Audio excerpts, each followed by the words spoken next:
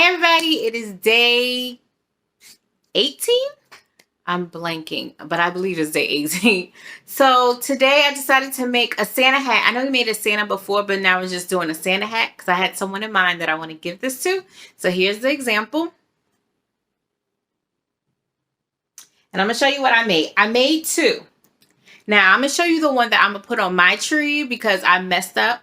So this is my little Santa hat right here that I'm going to keep for myself and put on my tree. It has a palm at the top, but I struggle with palms, so this is the first one, and it sucks. The palm sucks, but I made it, so I'm going to keep it.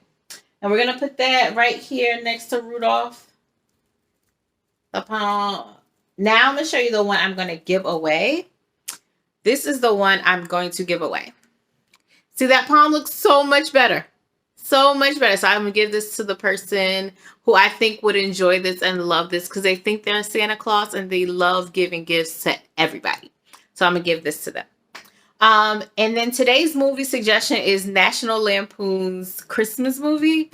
It's hilarious. It's from beginning to end, just nonsense happening. And you can't help but love it. And I think it's on HBOMax and a whole lot of other places. Go to this advent calendar, and the song suggestion is Let It Snow, Let It Snow, Let It Snow by Bing Crosby. It's just a fun, get you in the dancing mood.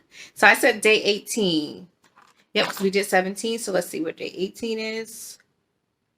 Right here, the beginning of the train. Let's see. Back to our little egg. And then so day 18 on this calendar.